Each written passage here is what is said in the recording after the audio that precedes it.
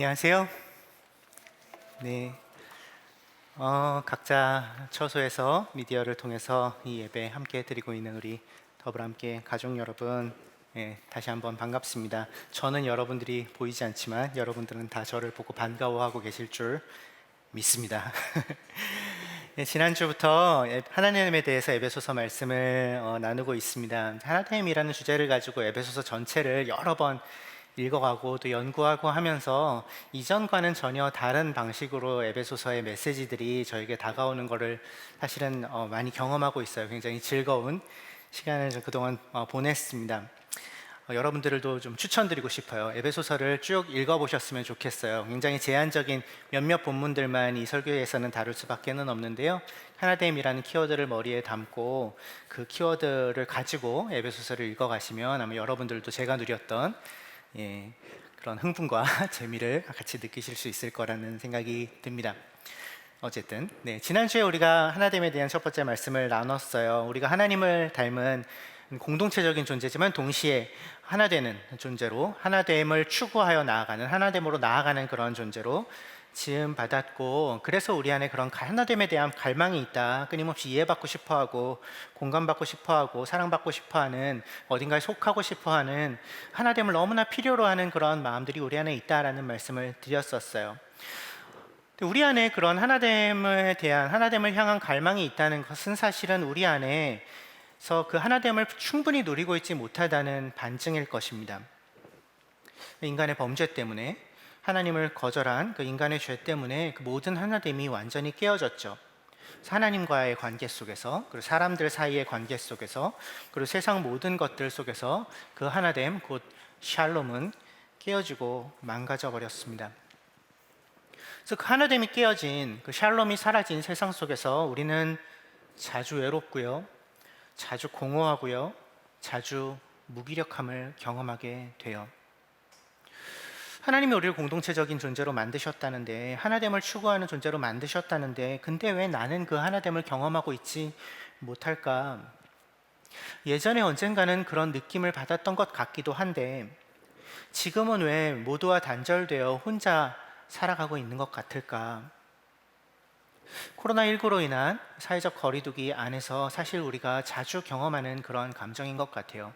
외로움, 단절감, 하나됨을 누리고 있지 못하는 데서부터 오는 부정적인 감정들 말이죠. 말씀은 그러한 우리에게 선명하게 이야기하고 있습니다. 하나님이 그러한 우리가 진정으로 하나됨을 누리며 살아가기를 원하신다고요. 그렇게 하나님이 주시는 그 샬롬을 누리며 살아가기를 원하신다고요. 하나님이 우리를 그 하나됨으로 부르셨다고, 그리스도께서 십자가에서 피 흘려 죽으심으로 그 일을 이루셨다고, 하나님과의 하나됨을 이루셨다고, 그분과의 샬롬을 이루셨다고, 그렇게 우리와 그분의 사랑하는 관계를 회복시키셨다고 성경은 선명하게 우리에게 이야기해주고 있고요. 또 그러한 우리에게 만물의 하나됨을 이루시고자 하시는 하나님의 그 최종 계획을 알리셨고, 그 하나됨을 함께 이루어가는 그분의 상속자로 우리를 부르셨다고 에베소서 1장에서는 우리에게 말을 건네왔죠. 이게 우리가 지난주에 나눴던 이야기입니다. 사실 너무나 큰 이야기죠. 거대 담론입니다. 우주적인 하나됨, 샬롬의 완성. 에베소서는 계속 이어서 이 하나됨에 대해서 이야기를 하고 있어요. 2장에서는 하나님이 당신과의 하나됨으로 우리를 부르시고, 또한 이방인과 유대인으로 대표되어 하나님으로부터 멀리 떨어져 있는 우리, 또 서로 간에 막힌 담이 세워져 있는 우리를 한 몸으로 부르셔서 교회가 되게 하셨다라고 이야기합니다. 한 몸 되게 하셨다, 하나됨을 이루셨다라는 것이 2장의 내용이에요. 또 3장에서는 이방인들을 향해서 복음을 전파함으로써 그 하나됨을 함께 이루는 자로 부름받은 바울 자신의 부르심에 대해서 이야기하고 나서 그 하나됨의 풍성함을 여러분도 함께 동참하도록 간구하는 그 바울의 간절한 기도가 등장합니다. 그리고 나서 이어지는 4장부터 6장, 에베소서의 후반부에는 그 하나됨으로 부름받은 교회, 곧 우리가 어떻게 그 하나됨을 이루며 살아갈 수 있을지에 대한 구체적인 권면들을 다루고 있어요. 그래서 4장부터 5장, 6장 중반에 이르기까지 그 얘기들이 쭉 이어집니다. 4장 1절과 3절을 함께 읽어볼까요? 시작. 그러므로 주님 안에서 갇힌 몸이 된 내가 여러분에게 권합니다. 여러분은 부르심을 받았으니 그 부르심에 합당하게 살아가십시오. 성령이 여러분을 평화의 띠로 묶어서 하나가 되게 해주신 것을 힘써 지키십시오. 하나님이 우리를 평화의 띠로, 샬롬의 띠로 묶어서 하나 되게 해주신 것, 이미 그 일을 이루셨는데 그것을 어떻게 하라고요? 힘써 지키라고. 그것이 우리의 부르심이라고, 그것을 지켜내는 삶이 그 부르심에 합당한 삶이라고 이야기하며 4장을 시작하고 있는 것이죠. 그래서 어떻게 우리는 그 하나됨을 품어낼 수 있을까? 어떻게 우리는 우리를 다시 가슴 뛰게 할 만한 그 하나됨의 소망을 품고 살아갈 수 있을까? 어떻게 우리는 우리에게 이미 선물로 주신 그 하나됨, 그 샬롬을 지켜내는 삶을 살 수 있을까? 이것이 에베소서 후반부에서 다루고 있는 이야기라는 것입니다. 다 다룰 수 없기 때문에 오늘은 4장 후반부를 살펴보려고 해요. 교회의 하나됨, 교회가 그 하나됨을 어떻게 지킬까에 대한 내용입니다. 4장 17절부터 24절까지 우리가 같이 읽었으면 좋겠습니다. 지난주와 마찬가지로 세 번역을 기본으로 하지만 문맥이나 단어의 의미들을 살려서 조금씩 수정한 그런 버전입니다. 17절부터 24절까지를 함께 읽습니다. 시작. 그러므로 나는 주님 안에서 간곡히 권고합니다. 이제부터 여러분은 이방 사람들이 허망한 생각으로 살아가는 것과 같이 살아가지 마십시오. 그들은 자기들 속에 있는 무지와 자기들의 마음의 완고함 때문에 지각이 어두워지고 하나님의 생명에서 떠나 있습니다. 그들은 수치의 감각을 잃고 자기들의 몸을 방탕에 내맡기고 탐욕을 부리며 모든 더러운 일을 합니다.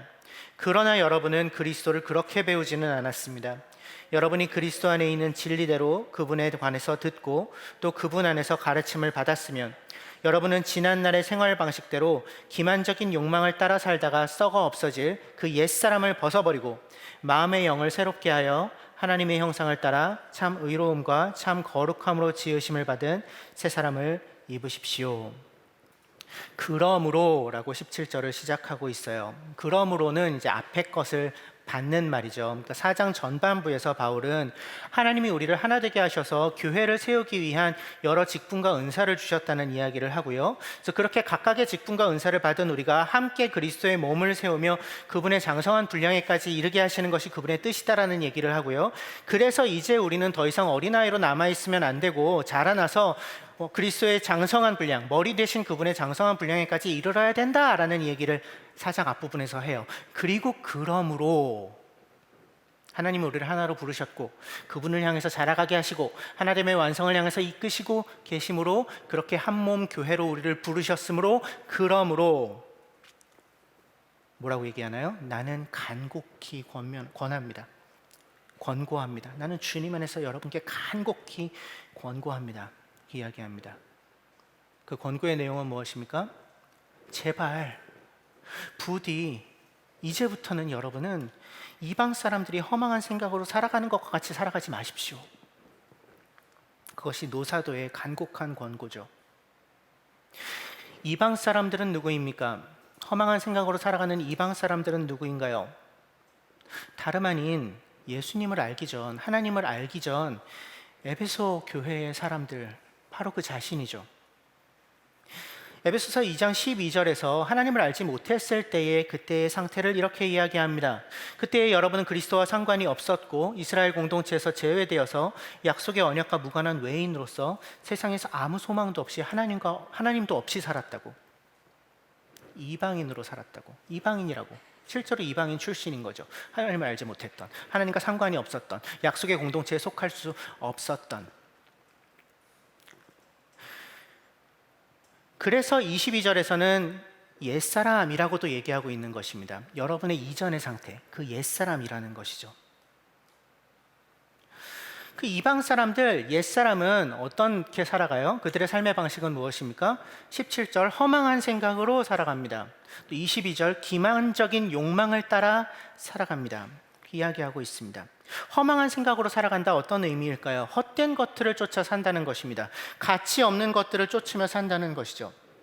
22절에 나오는 기만적인 욕망, 세 번역에서는 허망한 욕정 이렇게 번역했고요. 개역에서는 유혹의 욕심 이렇게 번역했는데 기만적인 욕망이 적절한 번역일 것 같다는 생각이 들어요. 속이는 것이에요. 속이는 어떤 욕망 또는 욕구, 이런 것들이에요. 뭔가 속이는 거예요. 우리를 속이는, 그럴듯해 보이게 속이고 뭔가 있어 보이게 속이는 어떤 것입니다. 그러니까 사실은 진짜가 아닌 것이죠. 근데 그 기만적인 욕망을 추구하며 그것을 따라서 사는 것이 옛사람의 모습이라는 것입니다. 이방인들의 모습이라는 것이에요. 그럴듯해 보이고 뭔가 있어 보이지만 사실은 별거 없는, 진짜가 아닌 것을 추구하며 산다는 것이죠. 18절과 19절에는 그들이 왜 그렇게 사는지를 이야기해 주고 있어요. 그들의 지각이 어두워져 있기 때문에 그들이 그렇게 산다는 것입니다. 그들의 생각하는 것이 어두워졌어요. 가리워졌습니다. 밝게 보지를 못하고 있어요. 정체를 있는 그대로 보지를 못하고 있습니다. 이 세상의 실체를. 그리고 그들이 하나님의 생명에서 떠나 있습니다. 하나님이 주시는 그 모든 생명력으로부터 단절되어 있어요. 그래서 그들은 수치를 잃어버렸죠. 부끄러움을 잃어버렸어요. 그래서 스스로를 방탕에 내맡깁니다. 내맡기다는 것은 드린다, 바친다라는 뜻이에요. 방탕에 드렸어요, 스스로를. 그리고 탐욕 안에서 온갖 종류의 더러운 일들을 하며 살아가는 것이 이방 사람들의 삶이라고 이야기를 하고 있습니다. 그들이 왜 이런 삶을 살까요? 왜 수치를 잃어버리고 스스로를 방탕에 내맡기고 탐욕 안에서 온갖 종류의 더러운 일들을 하면서 살까요? 그것이 좋아 보이니까요. 거기에 삶의 의미와 즐거움이 있다고 믿으니까요. 속고 있기 때문이죠. 기만적인 욕망에.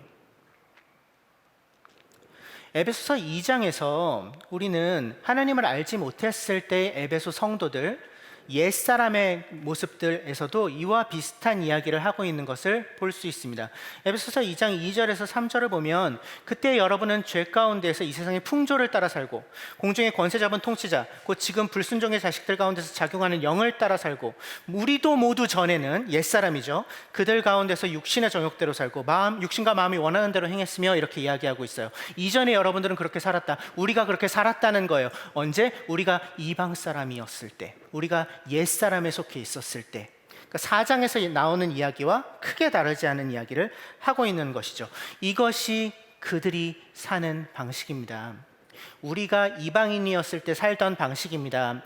하나님이 아닌 다른 것들을 따라 살던 것, 그것이 이제는 우리가 떠나야 할 이방 사람들의 허망한 생각으로 살아가는 삶의 방식입니다. 옛사람의 방식입니다 라고 이야기하고 있는 것입니다. 결코 영원할 수 없는 것들을 마치 영원한 것처럼 붙잡으려고 애쓴 삶, 그렇게 허망한 생각으로 사는 삶, 사실은 가치가 없는 것들이 정말 가치 있는 것이라고 속으면서 살아가는 삶, 그렇게 기만적인 욕망을 따라가는 삶, 이제는 더 이상 그렇게 살지 마십시오. 이제는 여러분은 더 이상 그렇게 살지는 마십시오라고 바울은 간곡하게 권면하고 있는 것이에요. 이제는 그렇게 살지 않을 수 있는 이유는 뭔가요? 20절부터 24절이죠. 여러분이 예수 안에 있는 진리로 그분에 대해서 들었기 때문입니다. 또 그분 안에서 새로운 삶을 살아갈 수 있는 가르침을 이미 받았기 때문입니다. 그러므로 이제는 옛사람을 벗어버리고 새 사람을 입으십시오. 이제는 더 이상, 이제 여러분이 예수를 알았으니, 예수를 따르고 있으니, 그분이 어떤 일들을 행하셨는지를 여러분이 알았으니, 들었으니, 배웠으니, 이제는 더 이상 이방 사람들이 살던 방식으로부터 그대로 살지 말고 제발 그 삶에서 빠져나오라고, 새로운 삶을 살라고 간곡하게 권하고 있는 것이죠. 왜 간곡하게 권하고 있을까요? 그들이 여전히 이전의 삶의 방식에서 완전히 빠져나오지 못했기 때문이겠죠. 그러니까 간곡히 권하고 있는 것이죠. 만약에 그들이 이미 완전히 변화돼서 완전히 새로운 사람으로 살고 있다면 바울이 굳이 여기에서 이렇게 목이 터져라 간곡히 권면할 이유는 없죠.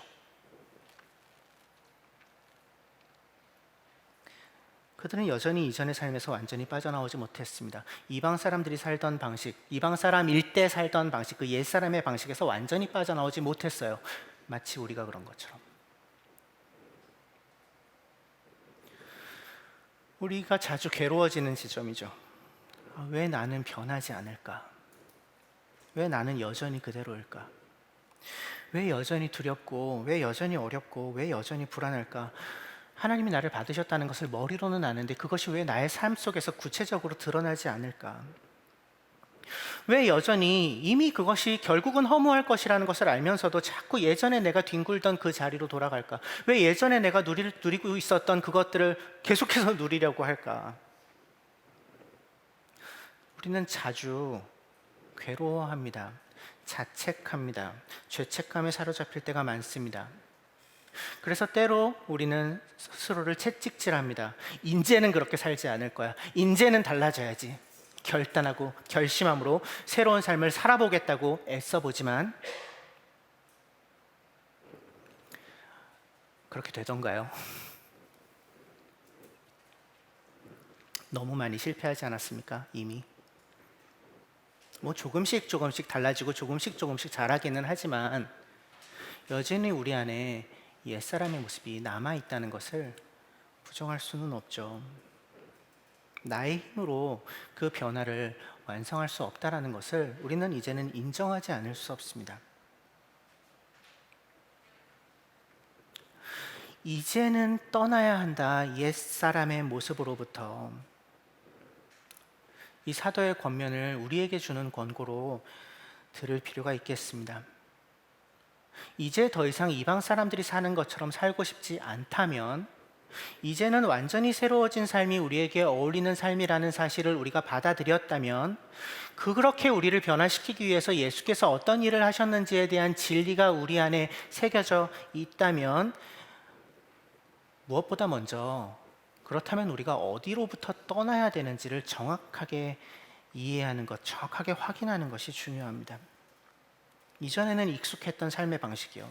하지만 이제는 정말 떠나야 할 그 삶의 방식들이 어떤 것인가, 도대체 우리는 어디로부터 떠나야 하는가를 정확하게 알지 않으면 떠날 수가 없어요. 뭘 바꿔야 되는지를 정확하게 알지 못하면 바꿀 수가 없습니다.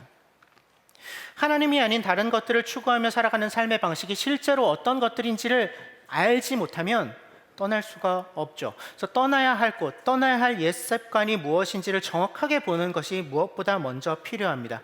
그래서 바울은 이어지는 25절부터 우리가 떠나야 할, 즉 벗어버려야 할 옛사람의 모습과 우리가 새롭게 따라야 할, 즉 입어야 할이라고 표현되어 있는 그 새 사람의 모습이 어떠한 것인지를 이어서 얘기해요.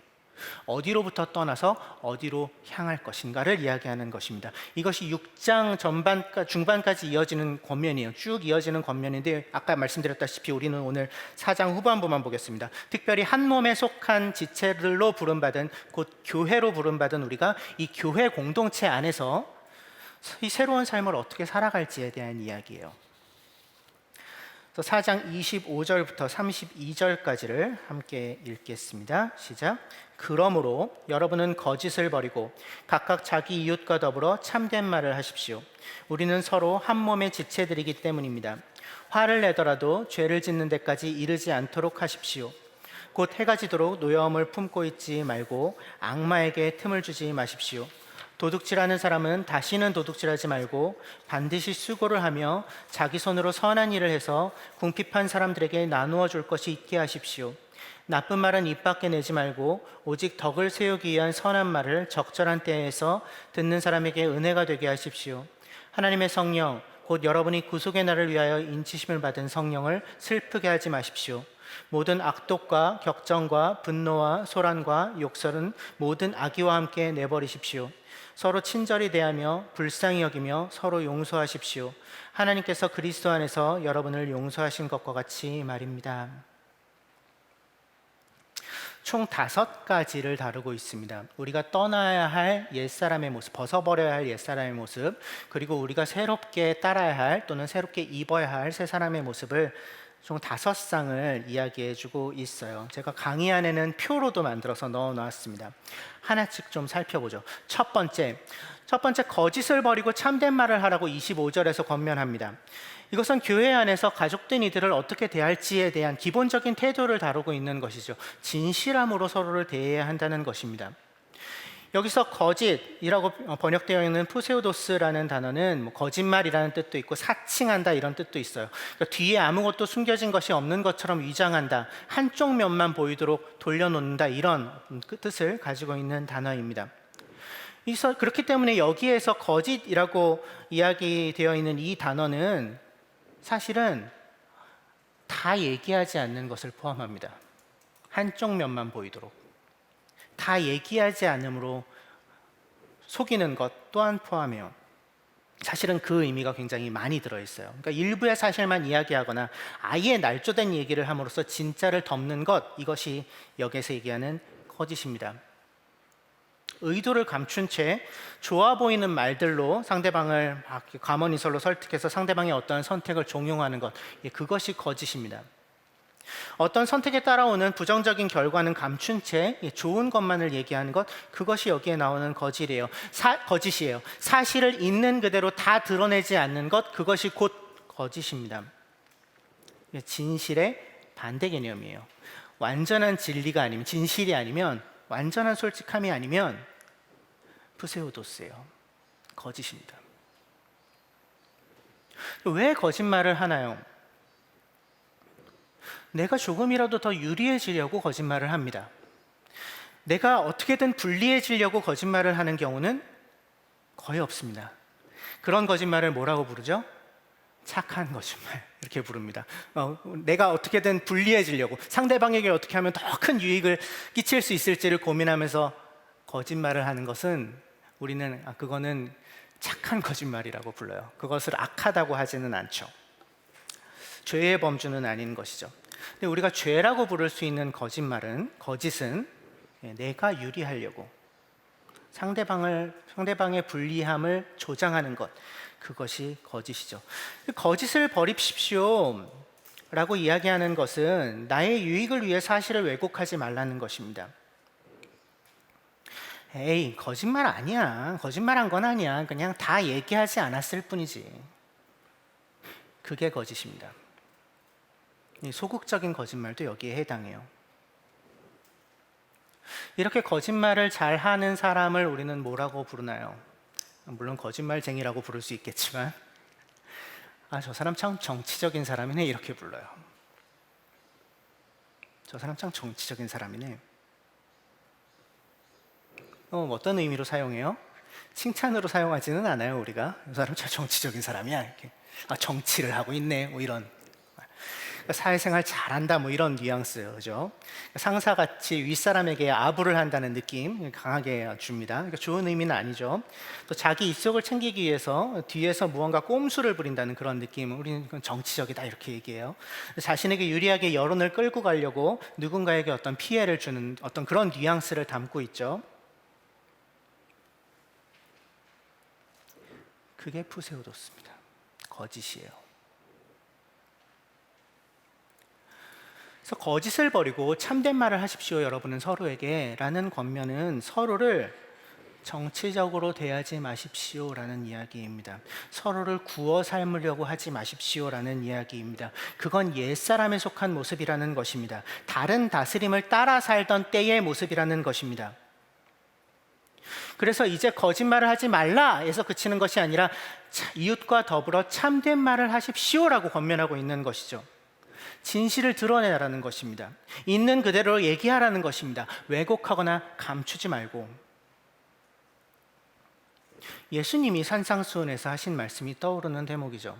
마태복음 5장 37절에서 너희는 예할 때는 예라는 말만 하고 아니요 할 때는 아니요라는 말만 해라. 이보다 지나치는 것은 악에서 나오는 것이다. 예수님이 말씀하셨어요.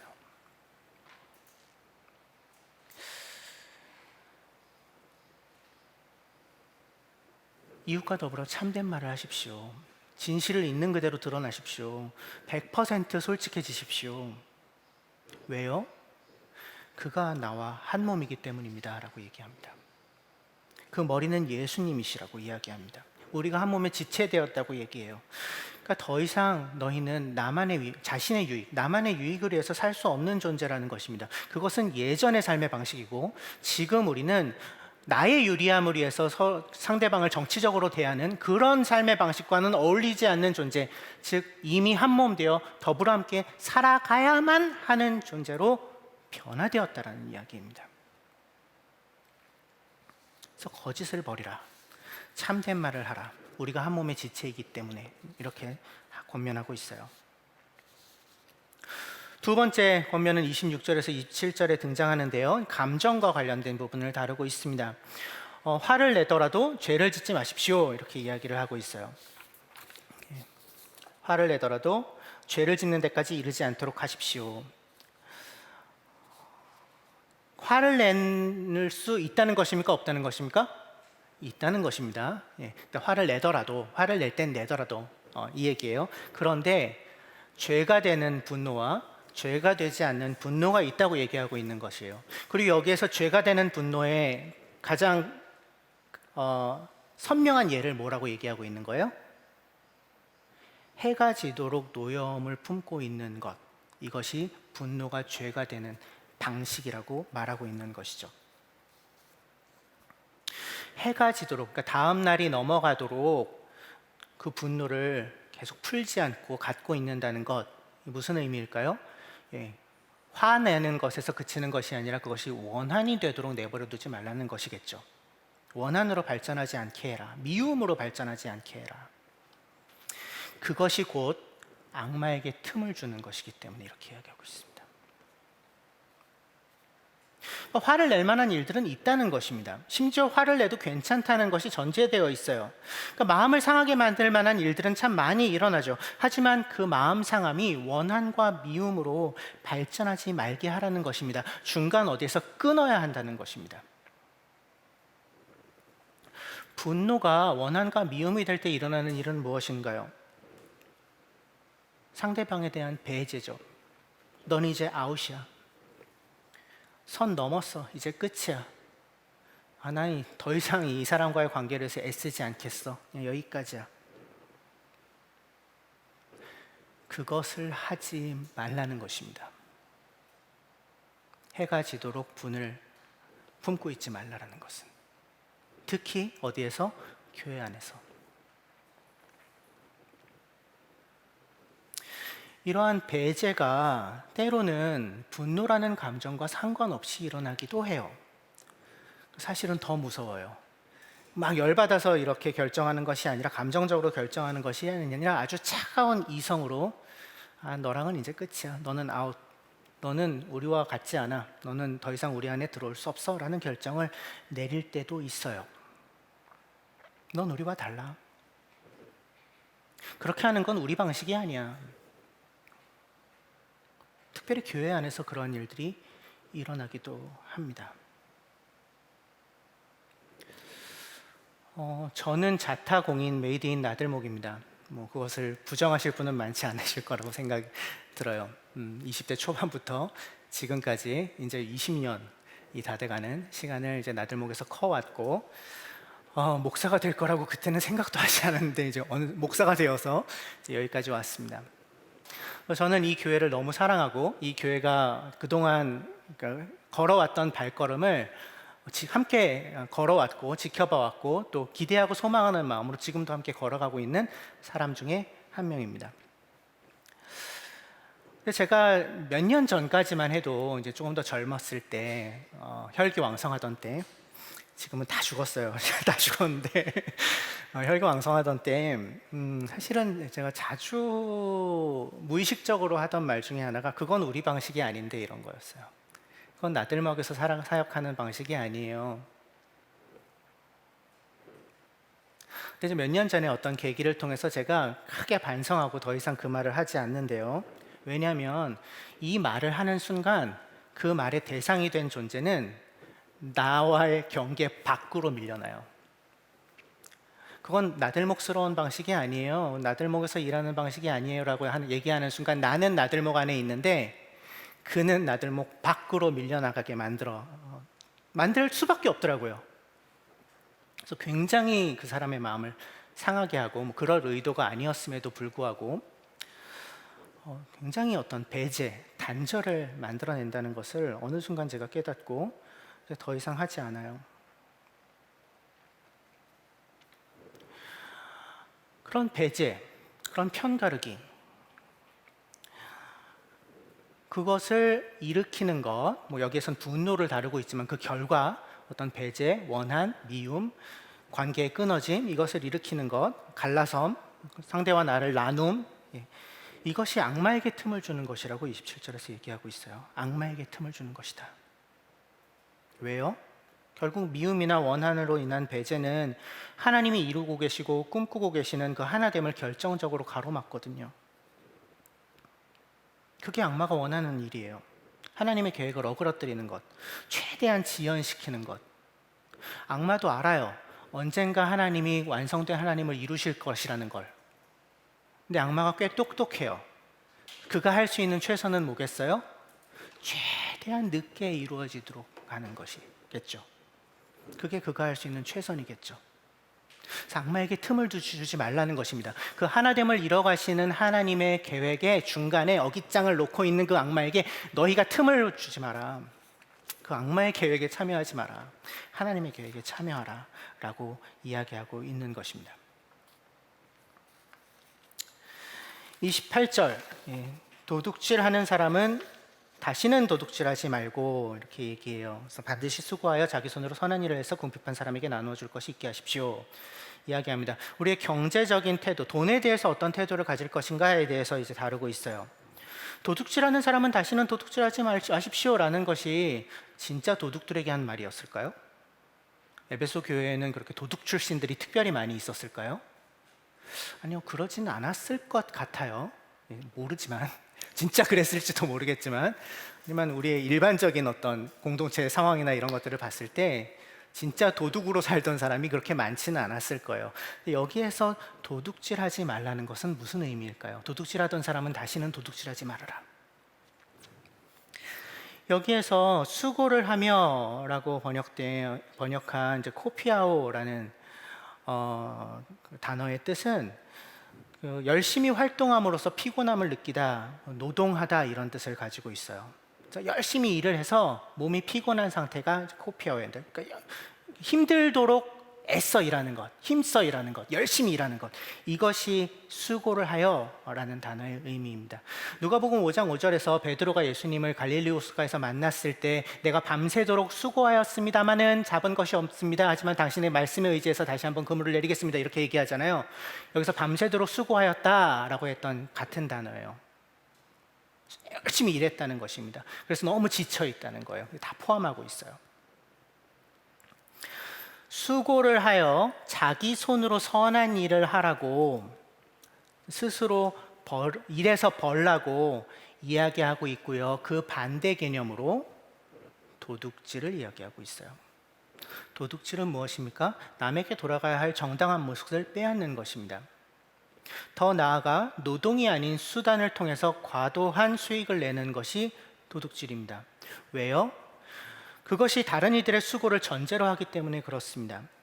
결국 자본으로 사람을 부리는 것이죠. 자본이 노동보다 더 높은 수익을 올린다라는 것은 그것이 실제 우리 사회에서 일어나는 일인데, 그것은 노동에 돌아가야 할 마땅한 몫을 자본이 빼앗아 온다라는 말과 다르지 않습니다. 성경은 너무나도 선명하게 불로소득에 반대합니다. 이거는 타협의 여지가 없습니다.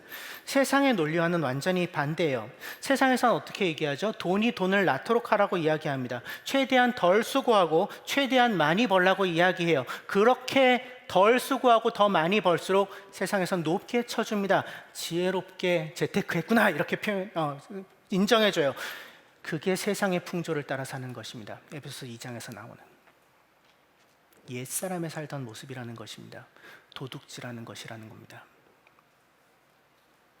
그래서 불로소득을 꿈꾸지 말고 수고함, 곧 노동을 통해 열심히 일해서 자기 손으로 정당한 소득을 내라고 말하고 있는 것이에요. 그것이 새로운 삶, 새로운 새 사람을 입은 자들이 마땅히 살아야 할 삶의 방식이라는 것이죠. 근데 왜 자기 손으로 수고하여 소득을 내라고 얘기해요? 목적이 뭡니까? 궁핍한 사람에게 나눠줄 것이 있도록 하십시오. 이렇게 뒤에 28절 하반부에 얘기하고 있죠. 열심히 일을 해서 열심히 쓰십시오, 잘 쓰십시오, 이게 아니고 열심히 일을 해서 소득을 얻어서 궁핍한 사람들에게 흘려보내줄 몫이 있도록 하십시오라고 권면하고 있는 거예요. 너무 새롭죠. 그것으로 어떻게 하라는 것입니까? 무엇을 이루라는 것입니까? 우리가 진짜 한 몸이라는 것을 입증해 내라는 것입니다. 우리의 하나됨이 감정적인 결속이나 어떤 그 하나됨 소속감을 서로 누리는 것에서 그치는 것이 아니라 재정, 돈의 영역에 있어서도 실제적인 영향력을 발휘하도록 하라는 것입니다. 그것이 28절에서 이야기하고 있는 의미예요. 그걸로 증명하라는 것입니다.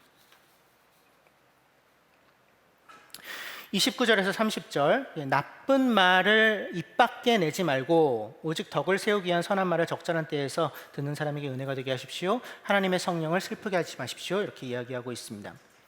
언어 생활에 대한 이야기를 하고 있어요. 어떤 말을 하며 살 것인가? 어떤 말을 하는 것이 세 사람에 어울리는 모습인가? 여기서 나쁜 말이란 썩은 말이라는 뜻입니다. 언어 그대로 한다면 악의가 있는 험담과 중상모략이고요, 상처를 주고 마음을 썩게 만들어서 사람의 마음을 무너뜨리는 말이에요. 그것이 나쁜 말입니다.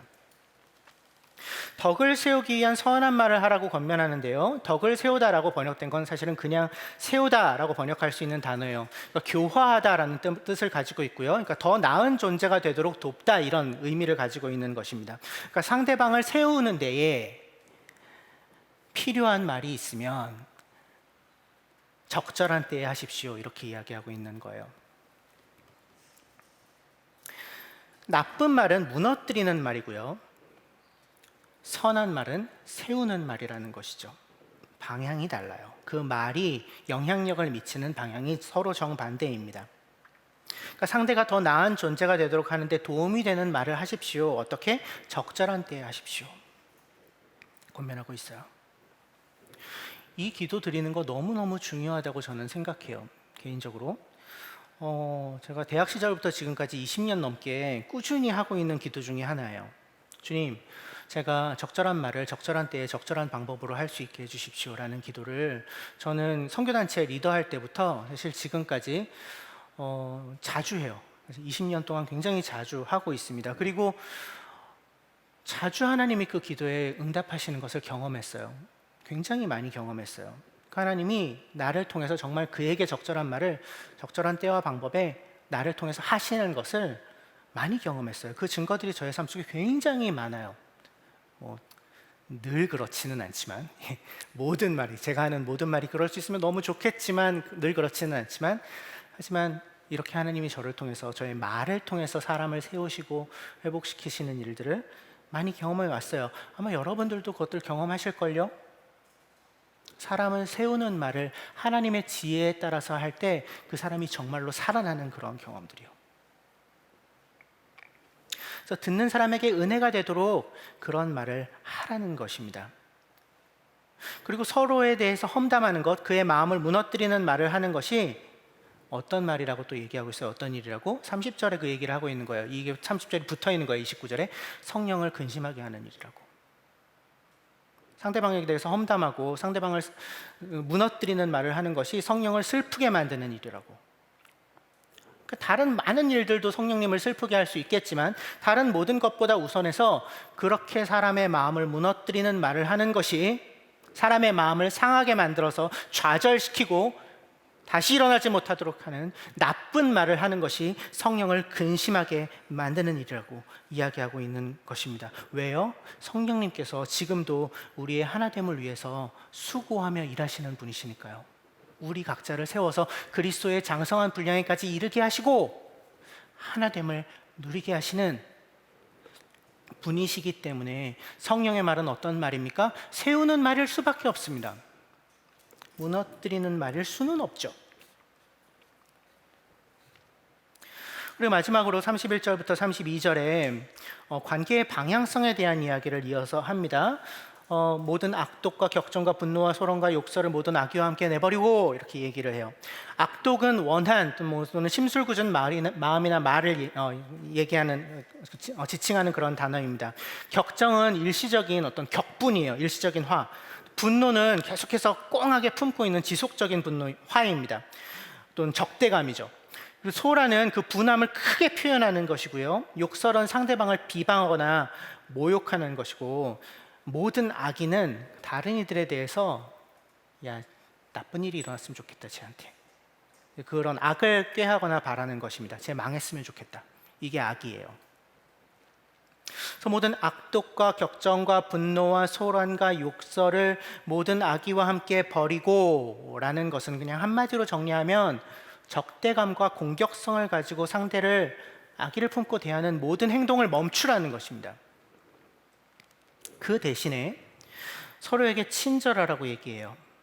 친절, 인자, 자비, 타인의 필요에 관심을 가지는 것입니다.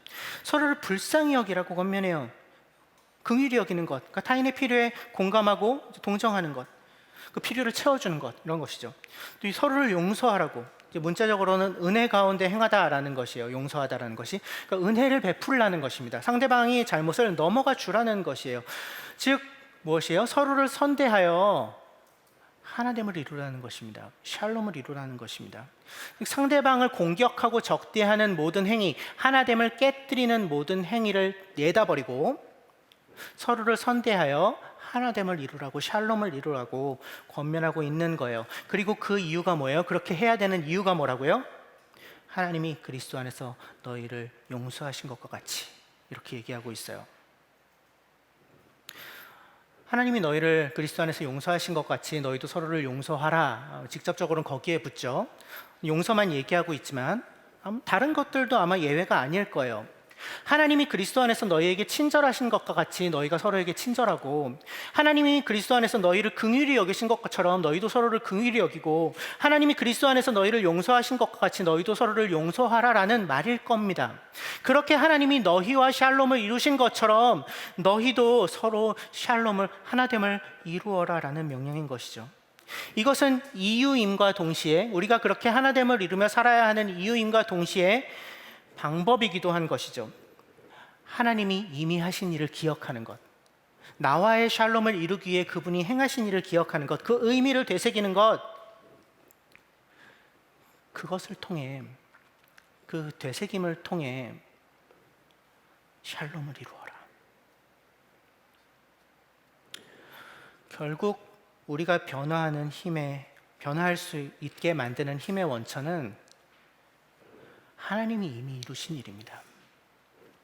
우리의 애씀이 아니고요, 우리의 노력이 아니고요, 하나님이 이미 하신 일입니다.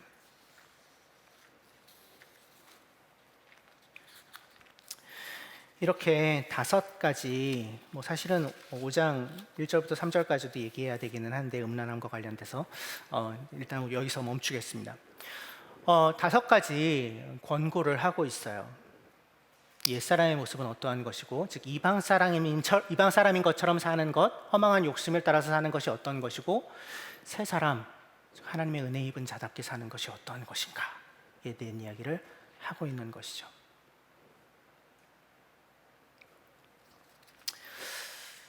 어떠십니까?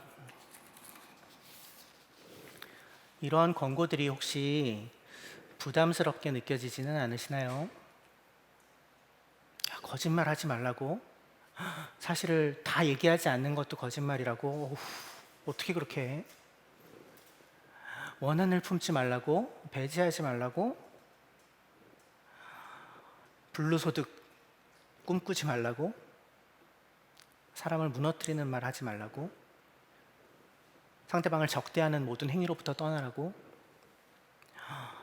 나는 그렇게 못 살 것 같은데, 나는 옛사람인가 봐. 이런 마음이 들어서 혹시 마음이 무거운 분이 계십니까? 우리가 꼭 기억해야 할 것이 있습니다. 성경에서 이야기하고 있는 이런 권고는 이렇게 살라는 당부인 것은 분명해요. 그래서 부담스러운 부분이 없지 않죠.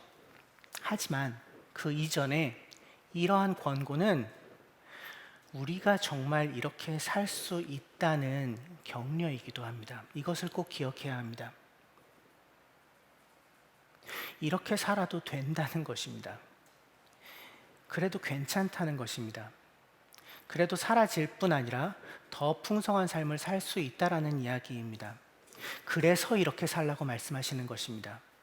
애쓰고 수고하고 그래서 세상에서 손해보고 찌질이로 살게 하기 위해서 이렇게 살라는 것이 아니라 정말 이렇게 살아도 괜찮은 세상을 그분이 이루고 계시니, 지금 그 일을 행하고 계시니, 적어도 그 일의 모델하우스인 너희 교회 공동체 안에서라도 이미 하나님의 샬롬, 그 하나됨이 완성된 것 같이 살아도 괜찮다, 그럴 수 있다, 그래도 된다 라는 말씀인 것이죠. 곰곰이 생각해 보십시오. 여기서 이야기하고 있는 옛사람의 모습대로 사는 삶을요, 사실은 이 옛사람의 모습대로 살아야 세상에서는 잘 사는 거라고 얘기합니다. 너무 고지고대로 정직하게 살지 말고 적당히 감추고 적당히 속이면서 정치적으로 영민하게 행동해야 성공한다고 그냥 솔직하게 이야기를 해봤자 그게 약점으로 돌아오는 그런 세상이라고 세상에선 그렇게 얘기하죠. 나에게 별 도움이 되지 않는 관계, 나를 통해서 자기 유익을 취하려고 드는 것 같아 보이는 그런 뻔뻔한 사람들이랑은 신속하게 그 관계를 끊어내야 손해보지 않고 살 수 있다고, 호구 잡히지 않고 살 수 있다고 그렇게 얘기하죠. 적게 일하고 많이 벌라고, 그래야 성공하는 세상이라고, 그렇게 적게 일하여 번 돈을 가지고 더 많은 것을 가지고 더 많은 것을 누리고 더 큰 집에서 살아야만 성공했다고 이야기할 수 있는 그런 세상이 우리가 살고 있는 세상이죠. 내가 공격받기 전에 먼저 공격해서 미리 밟아놓아야 이길 수 있는, 그래서 언제나 늘 긴장하고 있을 수밖에 없는 세상이 우리가 살고 있는 세상이죠. 친절한 사람은 호구가 되고, 그래서 서로를 친절히 대하기보다는 상대에게 더 많은 것을 어떻게 하면 얻어낼 수 있을까 혈안이 되어 있는 그 시선으로 서로를 보는 만민에 대한 만민의 투쟁이 일상이 되어 있는 세상이 우리가 살고 있는 세상이죠. 옛사람의 모습 그대로. 그런데 이게 정말 우리가 살고 싶은 세상인가요?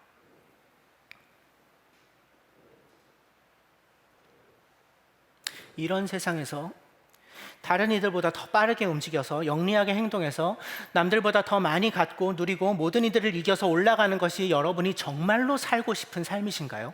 그게 소망이십니까?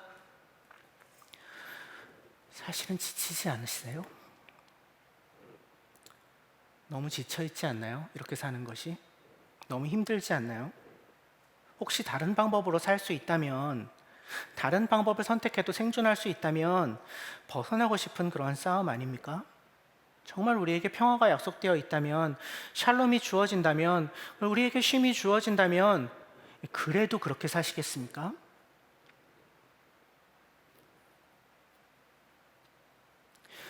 새 사람을 입어라, 새로운 삶을 살아라, 더 이상 이방 사람들이 사는 것처럼 살지 말라라는 이 초청은, 네, 그렇게 살아도 된다, 새 사람답게 살아도 된다, 그래도 괜찮다라는 약속이기도 합니다. 그래서 이것이 우리의 소망이 될 수 있습니다. 그래서 부담이 아니라 감격이 될 수 있습니다. 정말 그렇게 살아도 괜찮습니다. 내 마음에 있는 것들을 정직하게 나누어도 됩니다. 어떻게 하면 좋게 들릴까 고민하며 포장하고, 어떤 것을 얘기하고 어떤 것을 감출까 고민하지 않아도 괜찮습니다. 때로 서로에게 화가 날 만한 일들이 일어나더라도, 그런 일들이 전혀 일어나지 않도록 할 수는 없겠지만, 그런 일이 일어나더라도 여전히 서로를 이해하고 여전히 서로를 사랑하는 것 가능합니다. 누구나 수고한 만큼의 정당한 대가를 받고 그것으로 넉넉하게 살 수 있을 뿐만 아니라, 혹시라도 부족함이 생긴 이들에게 나누며 살기 때문에 결국 아무도 궁핍함을 경험하지 않을 수 있는 그런 세상이 가능합니다. 말로 서로를 찌르지 않고 서로를 무너뜨리려고 하지 않고, 오히려 때에 맞는 적절한 말로 서로를 격려하고 세워주면서 얼마든지 살 수 있습니다. 이 사람이 아군인지 적군인지 고민하지 않아도 되는, 서로를 용납하고 용서함으로써 평화를 이루는 그러한 세상이 있습니다.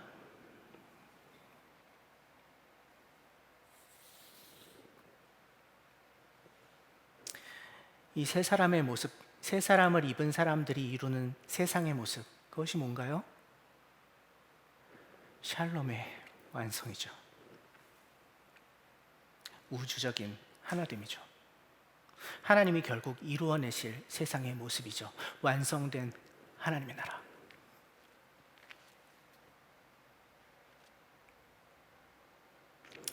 교회는 이러한 소망을 품고 살아가는 사람들의 공동체입니다.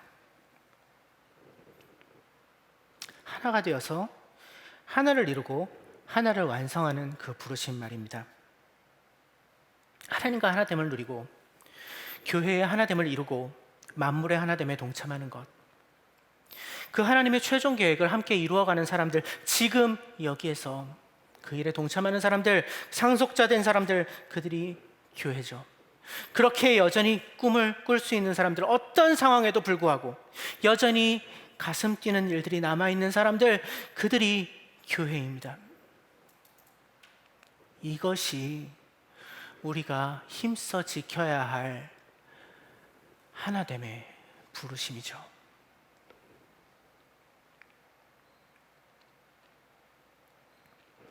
사랑하는 더불어 함께 가족 여러분, 저는 우리가 함께 이 소망을 품기를 간절히 원합니다.